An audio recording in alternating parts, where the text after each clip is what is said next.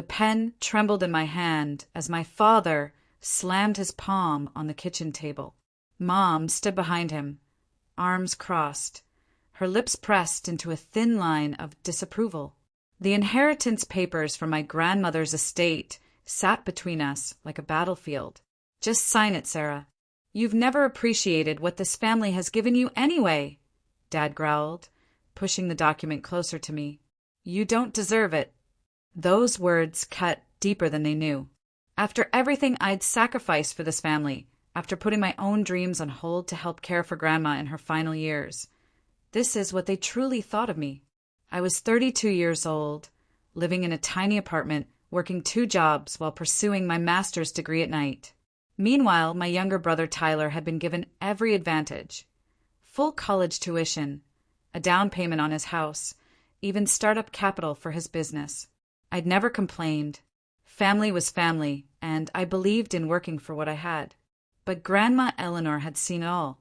In her final years, as I'd spent weekends bathing her, reading to her, and managing her medications while my parents and brother were too busy, she'd watched the family dynamic with clear eyes.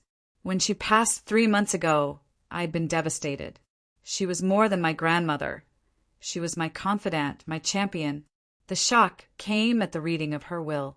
She'd left her substantial estate, the historical Victorian home, her investments and family heirlooms, to be divided equally between me and Tyler. My parents were furious. They'd always assumed everything would go to them, to be distributed as they saw fit. "This isn't what Mom intended," my mother insisted, pacing around the kitchen. She wasn't thinking clearly at the end. "Tyler needs that money for his business expansion. You're just one person with simple needs." Simple needs, as if my life and dreams were somehow less important. For weeks, they'd been calling, showing up at my apartment unannounced, wearing me down. They'd tried guilt, anger, and finally a family ultimatum. Sign over my portion to Tyler or be cut off from the family completely. "Think about what you're doing to this family," Mom pleaded, her voice softening slightly. "Is money really worth destroying relationships over?" I looked down at the document, my vision blurring with tears. The irony of her question wasn't lost on me. Was money worth destroying relationships over? They were the ones making that choice, not me. I thought about Grandma Eleanor, about her final whispered words to me. "Stand your ground, Sparrow. You're stronger than you know." She'd called me her little sparrow since I was a child. Small but resilient, she'd said. But in that moment, with my parents looming over me, with the weight of family expectation crushing me, I didn't feel strong at all. I felt cornered and alone. "If I sign this, what happens?" I asked quietly. Dad's posture relaxed slightly, victory in sight. "You'll transfer your inheritance rights to Tyler. The family stays together. Everyone wins. Everyone except me." What they didn't know was that I'd spent the past 3 weeks consulting with Olivia Chin, Grandma's personal attorney. Unlike the family lawyer who had always catered to my parents' wishes, Olivia had been fiercely loyal to Grandma. When I'd called her in tears after the first confrontation with my parents, she'd invited me to her office immediately. "Your grandmother anticipated this might happen," Olivia had told me, pulling out a folder with my name on it. "Eleanor Winchester was a remarkable woman, Sarah, and she was concerned about how your family treated you." The folder contained detailed instructions, legal advice, and something else, a strategy. Not to fight my family head-on, but to outmaneuver them at their own game. "This document is carefully worded," Olivia had explained, showing me a modified inheritance waiver. "It appears to relinquish your claims, but actually preserves your rights to specific assets while creating a trust that protects your interests. It's completely legal, but requires careful execution." I'd spent hours with Olivia, understanding every clause, every contingency. We'd prepared 2 sets of documents, the ones my parents thought I would sign and the ones I actually would. Now, sitting at my parents' kitchen table, I pulled out a pen. "I need a moment to read through this," I said. "There's nothing to read," my father snapped. It's standard legal language. Just sign it and we can all move forward. This dismissal, this assumption that I wouldn't or couldn't understand, was so typical. They'd always treated me like this, as though my thoughts and concerns were irrelevant. "I'll sign it," I said, finally meeting my father's eyes. "But I want my own copy for my records." My mother huffed impatiently. "We can mail you a copy later." "No," I said, my voice stronger than I expected. "I want copies made now before I sign." After an irritated exchange of glances, my father grudgingly took the document to his home office to make copies. The moment he left, my mother sat down across from me. "Sarah, you need to understand. This is for the best. You've always been different from the rest of us, more like your grandmother. Impractical, dreamy." She reached across the table and patted my hand condescendingly. "Tyler has a family to support, a business to grow. He'll use this inheritance properly." I bit back the words that threatened to spill out. That I'd worked harder than anyone in this family. That my dreams weren't impractical, they were just never supported. That Tyler's wife hadn't worked a day since they married, while I'd been financially independent since college. Instead, I asked quietly, "Did you ever think that maybe Grandma split the inheritance equally because she wanted to be fair to both her grandchildren?" My mother's face hardened. "Your grandmother didn't understand the realities of running a family business. Your father and I have always had to make the practical decisions." When Dad returned with the copies, I carefully reviewed each page, making a show of reading thoroughly. They grew increasingly impatient, with Dad checking his watch repeatedly and Mom sighing dramatically. What they didn't notice was that I was carefully checking the document against the mental checklist Olivia had prepared me with. This wasn't the standard inheritance waiver they thought it was. This was our modified version, with subtle but critical differences in the language. With steady hands, I signed each page. The moment felt surreal, like I was watching myself from a distance, playing a role in some elaborate chess game. "There," I said, sliding the signed document across the table.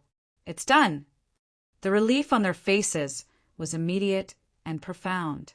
Dad clapped his hands together once, briskly, the way he did when closing a business deal. "Good. That's good, Sarah. You've done the right thing for the family." Had I?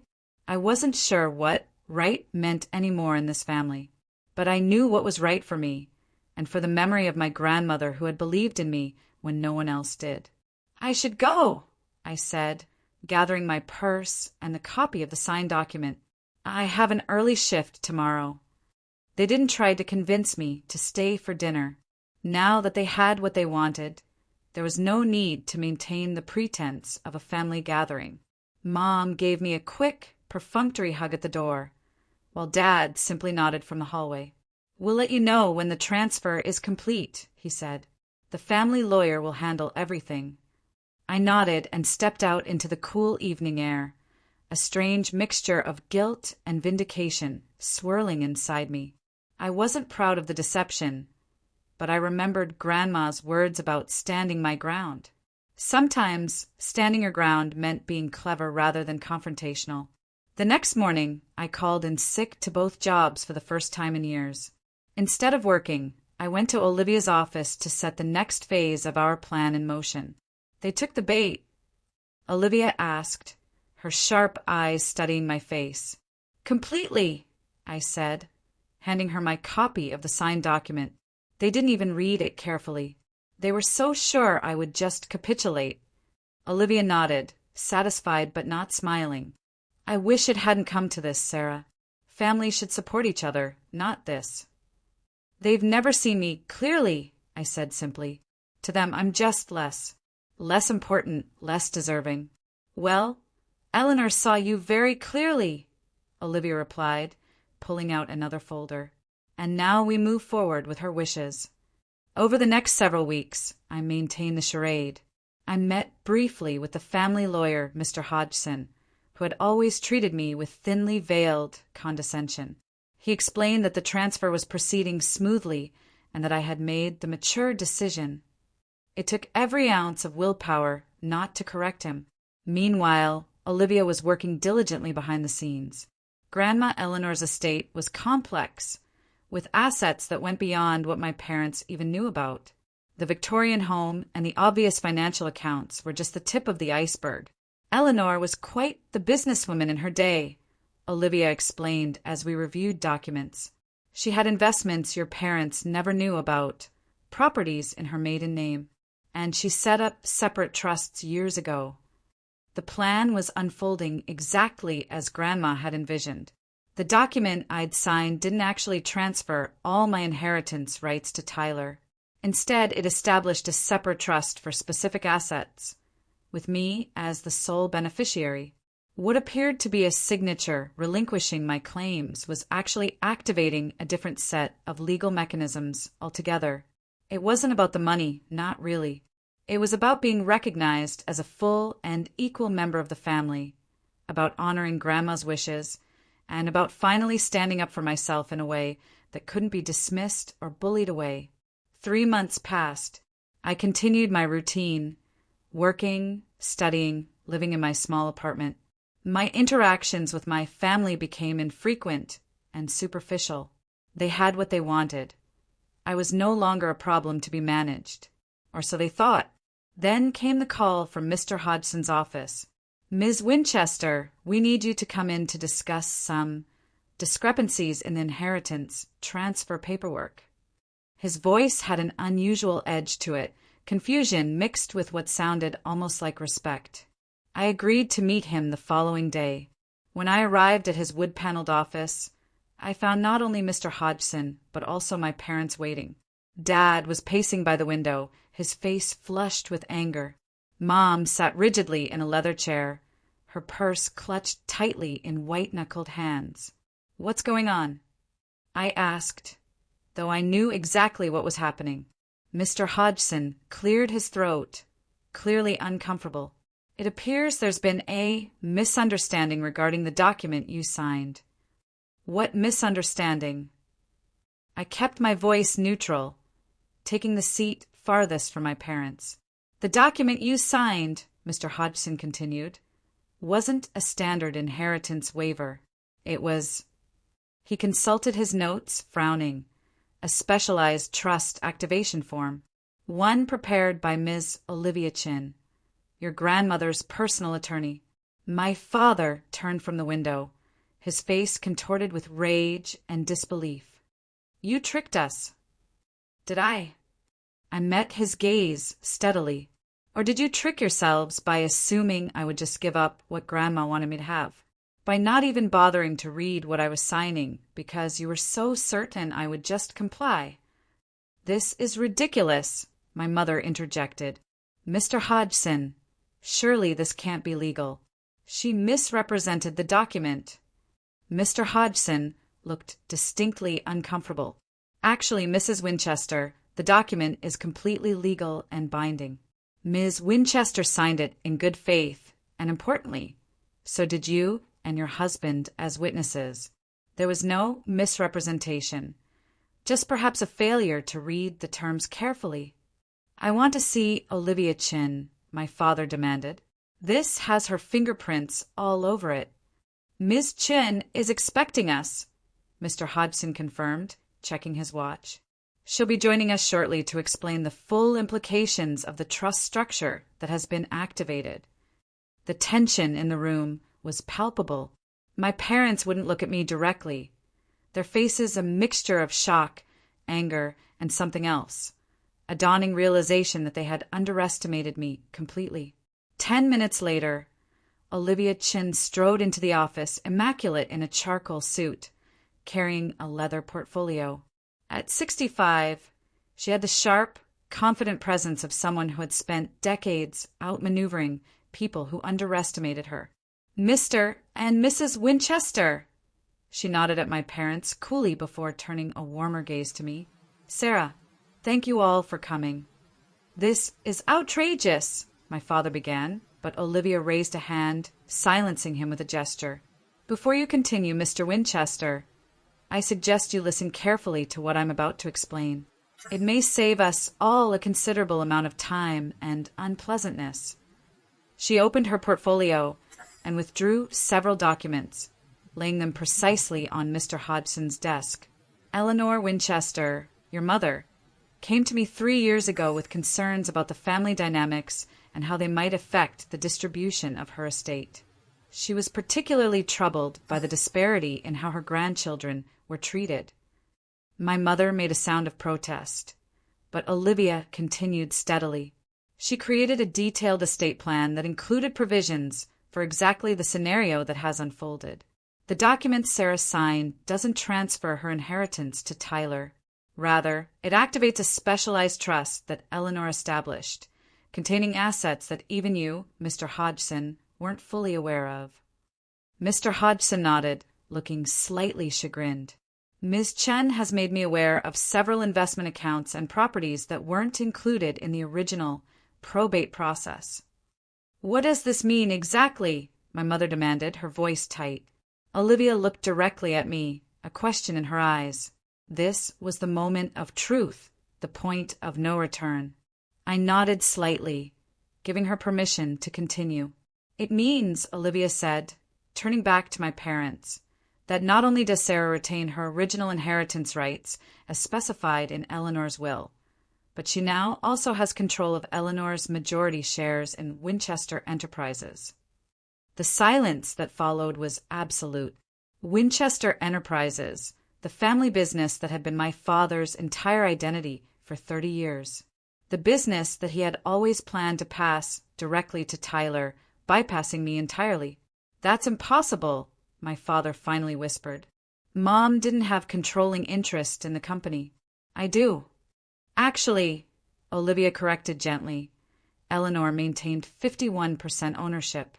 She simply allowed you to operate with full authority during her lifetime. That controlling interest has now passed to Sarah through this trust." My father collapsed into a chair, his face ashen. My mother reached for his hand, her eyes wide with shock. "Why?" she asked, looking at me directly for the first time. "Why would you do this?" It was the most honest question she'd asked me in years. Not how, not what legal recourse they might have, but why. She was finally seeing me, really seeing me, and wondering about my motivations rather than dismissing them. "Because," I said quietly, "for once in my life, I wanted you to recognize that I matter too. That my dreams and my future are just as important as Tyler's. That Grandma saw value in me, even when you didn't." Mr. Hodgson cleared his throat awkwardly. "Perhaps we should take a short break before continuing. This is a lot to process." As he and Olivia stepped outside to confer, I was left alone with my parents. The silence stretched between us, heavy with decades of unspoken resentments and misunderstandings. "You could destroy the company with this," my father finally said, his voice hoarse. "Is that what you want? To punish us? To ruin what I've built?" "No," I replied honestly. "That's not what I want at all." "Then what?" my mother asked, sounding genuinely confused. "What do you want from us?" I took a deep breath. This was the moment Grandma had prepared me for. The moment when they would finally have to listen. The moment when, for the first time in my adult life, I held the power in this relationship. "I want you to see me," I said simply. "Not as someone less deserving than Tyler. Not as someone whose dreams don't matter. Just as your daughter, worthy of the same respect and support you've always given him." My father looked away, unable to meet my eyes. My mother stared at me as though seeing a stranger. "And the company?" my father asked after a long pause. "I don't want to run Winchester Enterprises," I assured him. "That was never my dream. But I do want a seat at the table. I want my voice to be heard." Before either of them could respond, Olivia and Mr. Hodgson returned. The next hour was a blur of legal terms and explanations, the implications of the trust, the reorganization of assets, the new power structure of Winchester Enterprises. Throughout it all, my parents remained largely silent, occasionally asking clarifying questions, but mostly just absorbing the seismic shift in our family's dynamics. As the meeting concluded, Olivia handed my parents a final document, an agreement outlining how we would move forward, with me taking a position on the company's board while daily operations would continue under my father's management.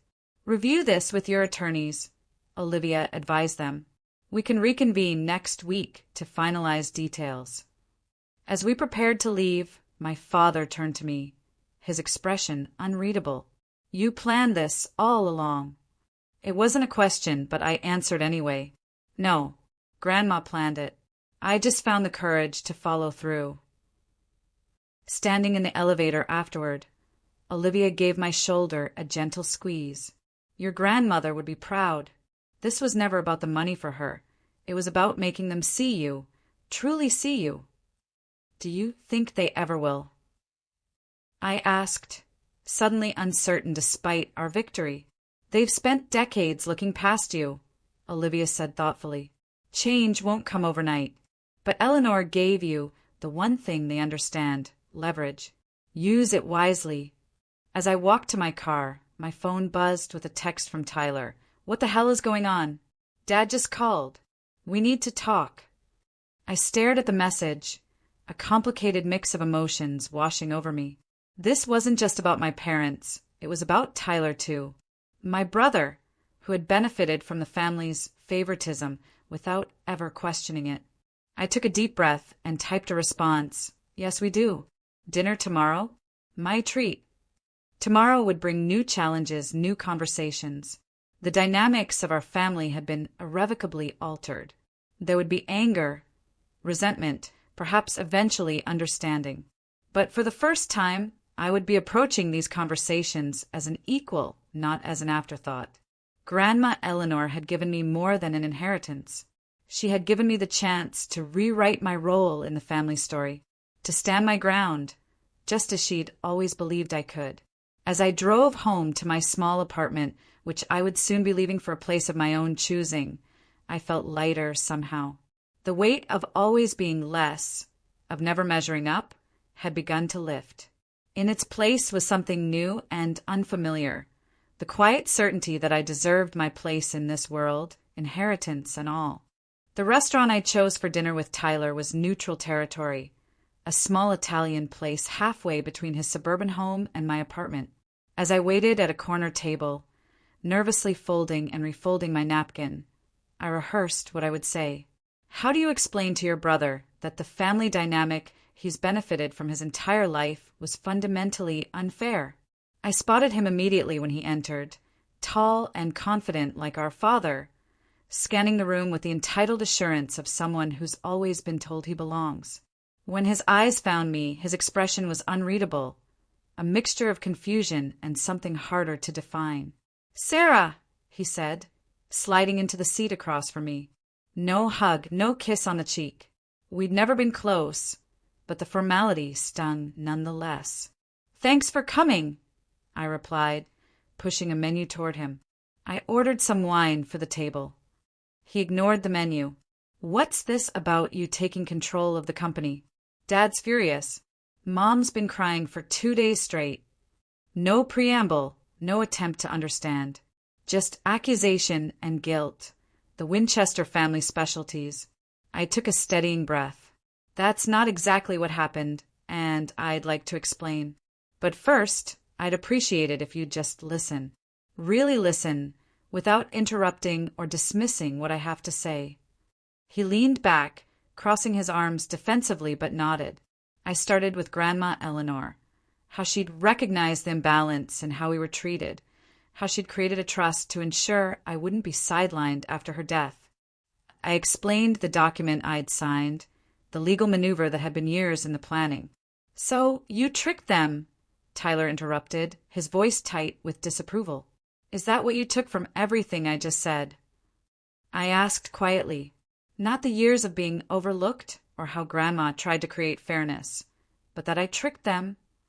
He had the grace to look slightly uncomfortable. It's hard to believe. Mom and Dad have always wanted what's best for both of us. For both of us." I couldn't help the bitter laugh that escaped. "Tyler, when was the last time they attended anything important in my life?" my college graduation, my master's thesis presentation. They've never even visited my apartment. They've been busy with the company. They found time for every football game, every business award ceremony, every milestone in your life, I countered. Do you know what Dad said when I got accepted to graduate school? That's nice, but don't expect us to pay for it. Meanwhile, they gave you $50,000 to start your business without blinking an eye. Tyler shifted in his seat, visibly uncomfortable now. The waiter arrived with our wine, creating a momentary reprieve from the tension. After he left, Tyler spoke again, his voice softer. I never asked them to favor me. I know that, I acknowledged. This isn't about blaming you, Tyler. You didn't create the situation, but you benefited from it, and you never questioned it either. He took a long sip of wine, considering. So what happens now? You take over the company out of spite. I'm not taking over the company, I clarified. I'm taking my rightful seat at the table. There's a difference. I have no interest in running day-to-day operations. That's Dad's expertise, not mine. But I do want a voice in major decisions, and I want recognition as an equal member of this family. And if Dad refuses to work with you, he's talking about fighting this legally. I sighed. He won't win. Olivia Chin has made sure of that. But fighting would only damage the company, damage the family further. Is that what any of us want? Tyler studied his wine glass for a long moment.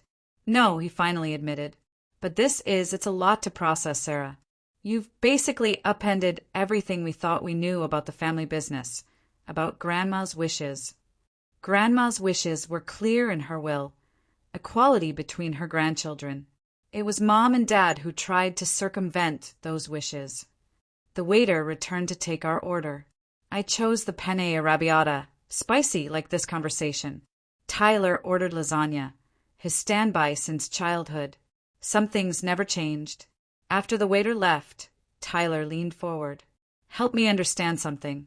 If this isn't about running the company or getting revenge, what is it about? What do you actually want?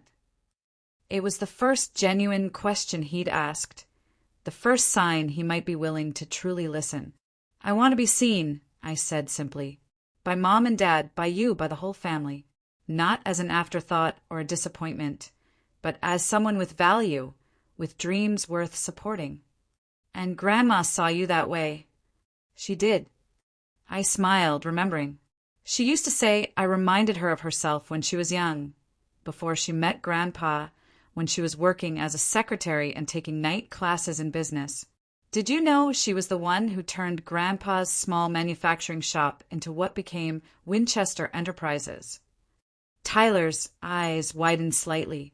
Dad always talks about Grandpa building the business from nothing. That's the story he prefers, I acknowledged.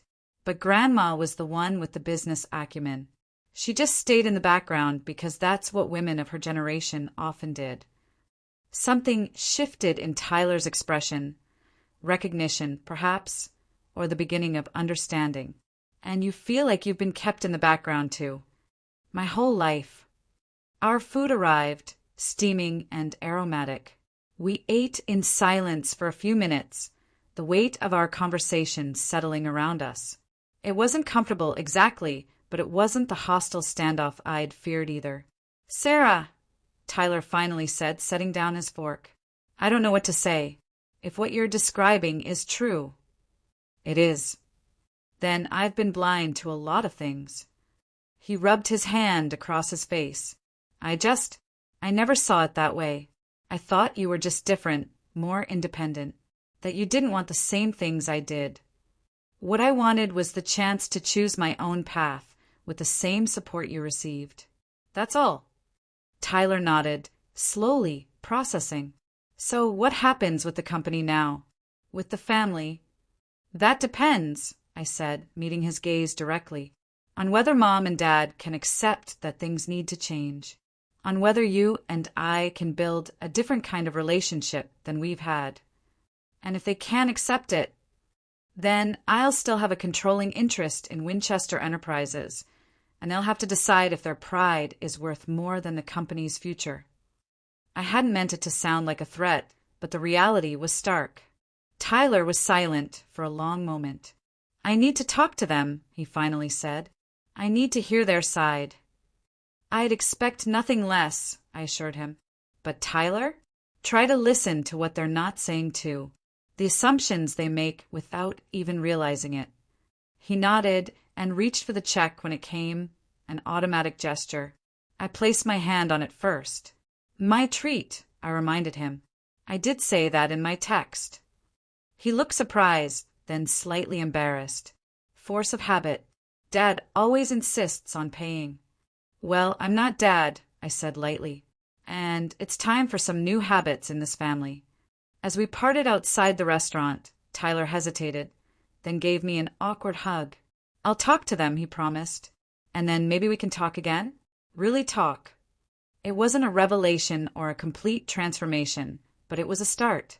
A crack in the foundation of assumption and privilege that had defined our relationship for decades. "I'd like that," I said honestly. The following week was a blur of meetings with Olivia, consultations with financial advisors, and long conversations with my thesis advisor about possibly accelerating my degree completion. Now that I had access to Grandma's trust, I could finally focus on my studies full-time without working multiple jobs. I avoided my parents' calls, not out of spite, but because I needed time to prepare for whatever came next. Olivia advised me to let them make the next move, to force them to come to terms with the new reality before engaging. "They're in the denial stage," she explained. "Then comes anger, which you've already seen. Eventually, they'll reach bargaining. That's when productive conversation becomes possible." She was right. 10 days after the meeting in Mr. Hodgson's office, my father called. "We need to discuss terms," he said without preamble when I answered. No greeting, no asking how I was, just business. "All right," I agreed. "When and where?" "The company office, tomorrow at 2 p.m. Bring your lawyer." I almost laughed at the formality, the way he was treating me like a business adversary rather than his daughter. But this was progress in its way. He was acknowledging my position, treating me as someone with power rather than dismissing me. "I'll be there," I promised. The Winchester Enterprises headquarters occupied 3 floors of a downtown office building. I'd visited rarely over the years, for the occasional holiday party or when I needed to drop something off for my father. Each time, I'd been treated with polite indifference by the staff, most of whom didn't even recognize me as the boss's daughter. This visit was different. The receptionist's eyes widened slightly when I gave my name, and she immediately picked up the phone to announce my arrival. As Olivia and I waited, I felt stares from passing employees, whispers behind cupped hands. Word had clearly spread. We were escorted to the main conference room on the top floor, with its impressive views of the city skyline.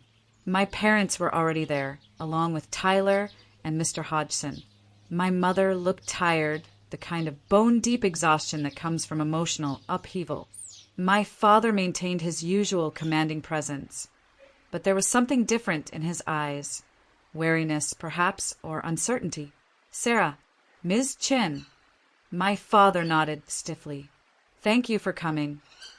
We took our seats across from them, the polished conference table stretching between us like a symbolic divide. Mr. Hodgson distributed folders to everyone present. "We've prepared a proposal," my father began, his voice carefully neutral. "One that respects your position while preserving the operational integrity of the company." I opened my folder to find a detailed agreement, outlining a new corporate structure. I would have a seat on the board of directors and access to all financial records. Major decisions would require my approval, but day-to-day management would remain with my father. There was also a significant salary for my new role as strategic advisor, a title created specifically for me. Olivia and I reviewed the document silently, exchanging occasional glances. It was objectively a fair offer, one that acknowledged my legal standing while allowing my father to save face. "This seems reasonable as a starting point," Olivia said carefully, "though we'd like to make a few adjustments." Such as? My father's jaw tightened. Sarah's title, for one, Olivia replied. Strategic advisor sounds like a consultant hired from outside. As a major shareholder and family member, vice president of strategic development would be more appropriate. My father started to object, but Tyler unexpectedly spoke up. I think that's fair, Dad. Sarah deserves a title that reflects her position in both the company and the family. The surprise must have shown on my face because Tyler gave me a small, almost imperceptible nod. He had listened after all. The next hour was a careful negotiation of terms, with Olivia suggesting adjustments and my father reluctantly conceding points. My mother remained largely silent, watching me with an expression I couldn't quite decipher. Not anger anymore, but something more complex. As we neared agreement, I raised the one point that hadn't been addressed. There's also the matter of Grandma's house. The Victorian home had been a point of contention from the beginning. My father had wanted to sell it immediately, seeing it as an unnecessary expense and an outdated asset. What about it? He asked warily. I'd like to live there, I said simply. It's where I felt closest to Grandma, and it seems fitting that her home should go to someone who'll cherish it rather than sell it for development. It's an expensive property to maintain, my father pointed out. The taxes alone. I'm aware of the costs, I interrupted gently, and I'm prepared to manage them. My mother spoke for the first time. You always loved that old house. Even as a little girl, you'd explore every room, asking Eleanor about the history of each piece of furniture, each photograph. There was something in her voice, nostalgia, perhaps, or a flicker of recognition, that gave me hope. She was remembering me as I was, not as the person she'd assumed I'd become. Yes, I agreed. I did. After more discussion and a few final adjustments to the agreement, we reached consensus. Papers would be drawn up formally to be signed next week. As the meeting concluded, Olivia excused herself to make a phone call, leaving me alone with my family for the first time since everything had changed. An awkward silence descended, none of us quite sure where to begin after so much had been said through lawyers and legal documents.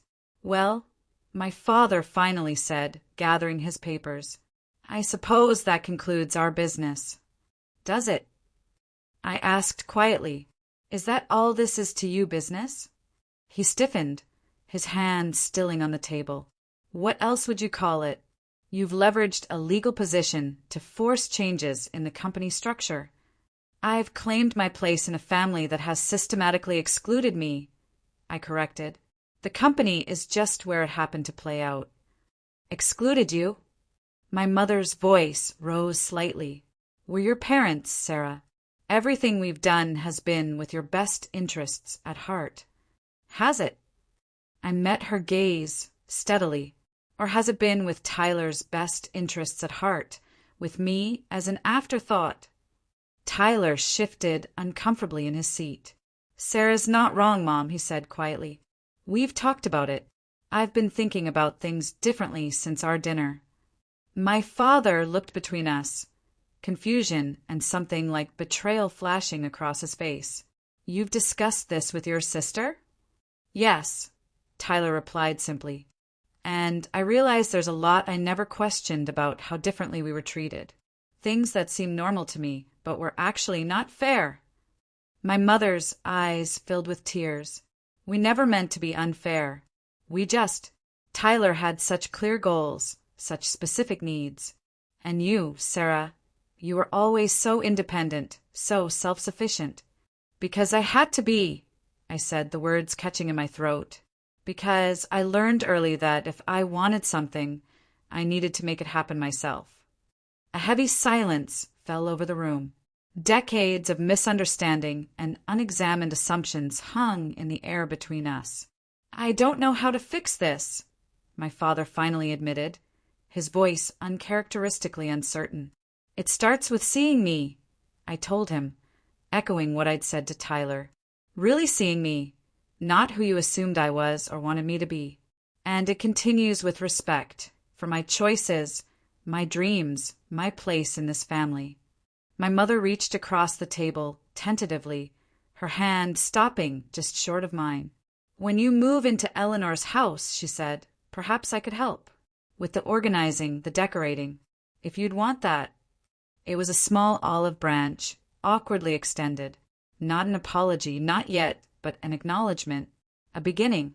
"I'd like that," I said, meaning it. "My father," cleared his throat. "And the company. You'll need to learn the operations, understand the financial structures. I could show you, if that's what you want." Another step. Small, halting, but real. "Thank you," I said. "I'd appreciate that." As we prepared to leave, Tyler caught my eye. "Sunday dinner," he said. "At my place this time, not Mom and Dad's. Will you come?" I hesitated, weighing the invitation. It wouldn't be easy. One conversation couldn't undo decades of family patterns. There would be missteps, old habits reasserting themselves, moments of frustration on all sides. But there would also be possibility, the chance to build something new from the ruins of what had been broken. Yes, I decided. I'll be there. Outside the building, Olivia was waiting by her car. "How did it go after I left?" she asked. "It's a start," I said truthfully. "A complicated, messy start." She nodded, unsurprised. That's how healing usually begins. Eleanor knew that. "Do you think she foresaw all of this?" I asked. "The confrontation, the legal maneuvers?" Olivia smiled slightly. "Your grandmother was a remarkable strategist. She played the long game, always. But what she really wanted was for you to find your voice, to claim your power. The rest, the company, the house, even the money, those were just leverage." 3 weeks later, I stood in the foyer of Grandma Eleanor's Victorian home, my home now. Sunlight streamed through the stained glass above the door, casting jewel-toned patterns across the hardwood floors. The air smelled of lemon polish and history. My mother was upstairs, helping organize linens in the guest rooms. My father was due later, bringing some financial records he thought I should review before my first official board meeting next week.